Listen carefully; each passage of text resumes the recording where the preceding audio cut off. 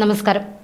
മുഖ്യമന്ത്രിയുടെ political secretary P ശശിയുടെ കൂടുതൽ മാഫിയ ബന്ധങ്ങൾ പുറത്തു വരികയാണിപ്പോൾ.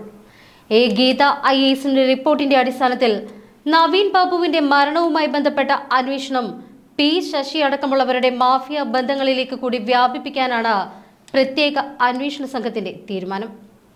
ADMന്റെ മരണത്തിൽ മുഖ്യമന്ത്രിയുടെ പൊളിറ്റിക്കൽ സെക്രട്ടറി പി ശശിക്ക് പങ്കുണ്ട് എന്ന വാർത്തകൾ ഇതിനോടകം തന്നെ പുറത്തു വന്നു കഴിഞ്ഞതാണ്. PV അൻവർ അടക്കം ഈ ആരോപണങ്ങളെ ശരിവെച്ചുകൊണ്ട് രംഗത്ത് വന്നിരുന്നു. ADMനെ യാത്രയപ്പ് ചടങ്ങിലെത്തി അധിക്ഷേപിച്ച PP ദിവ്യയുടെ ഭർത്താവ് പി ശശിയുടെ ബിനാമിയാണ് എന്നും ശശിക്ക് വേണ്ടി നിരവധി പെട്രോൾ പമ്പുകൾ തുടങ്ങിയിട്ടുണ്ട് എന്നും അൻവർ ആരോപിച്ചു.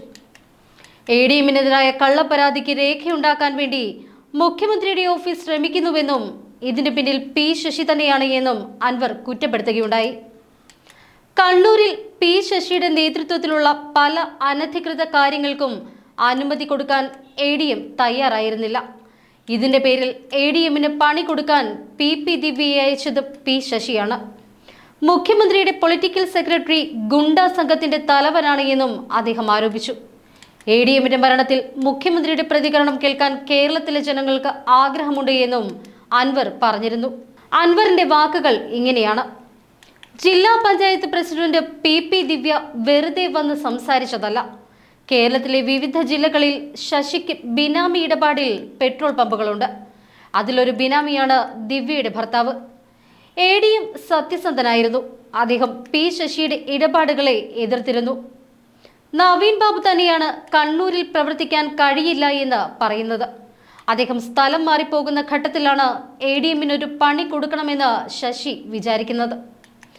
ഇങ്ങനെയൊരു കൈക്കൂലിക്കാരനാണ് ഈ ജില്ലയിലേക്ക് ട്രാൻസ്ഫറായി വരുന്നത് എന്ന് പൊതുസമൂഹത്തെ അറിയിക്കാൻ വേണ്ടിയാണ് ദിവ്യയെ ശശി ഉപയോഗിച്ചത് എന്നും PV അൻവർ ആരോപിച്ചു. ശശിയുടെ സ്വാർത്ഥത ഇന്ന് മലയാളികൾക്കാകെ മാനസിക വിഷമം ഉണ്ടാക്കിയിരിക്കുന്നു എന്നും ആ കുടുംബത്തിനുണ്ടായ നഷ്ടം നികത്താൻ സർക്കാരിന് എന്ത് ചെയ്യാൻ കഴിയുമെന്നും അൻവർ ചോദിച്ചു. കൃത്യമായ അന്വേഷണവും ഇക്കാര്യത്തിൽ നടക്കുന്നില്ല. അദ്ദേഹം അഴിമതിക്കാരനാണ് എന്ന് പറഞ്ഞ് മുൻപ് പരാതി കിട്ടിയതായി അവിടെ കള്ളപ്പരാതി ഉണ്ടാക്കുന്നു. അതിന് രജിസ്റ്റർ ഉണ്ടാക്കാൻ വേണ്ടിയാണ് ഇപ്പോൾ മുഖ്യമന്ത്രിയുടെ ഓഫീസ് ശ്രമിക്കുന്നത് എന്നും അൻവർ ആരോപിച്ചു. അതേസമയം ദിവ്യക്കെതിരെ പാർട്ടി എടുത്ത നടപടി ആത്മാർത്ഥതയില്ലാത്തതാണ് എന്ന് KPCC അധ്യക്ഷൻ K സുധാകരൻ പ്രതികരിച്ചു. മുൻപ് പി ശശിക്കെതിരെയും ഇതുപോലെ തന്നെ ഒരു നടപടിയെടുത്തിരുന്നു.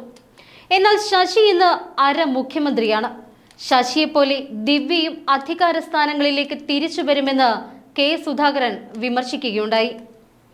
നവീൻ ബാബുവിന്റെ കുടുംബത്തെ ബോധ്യപ്പെടുത്താൻ വേണ്ടിയും ഉപതിരഞ്ഞെടുപ്പ് കഴിയും വരെ പിടിച്ചു നിൽക്കാൻ വേണ്ടിയും മാത്രമുള്ള ഗിമ്മിക്ക് മാത്രമായിരുന്നു എല്ലാമെന്ന് ജനങ്ങൾക്ക് നന്നായി തന്നെ അറിയാം.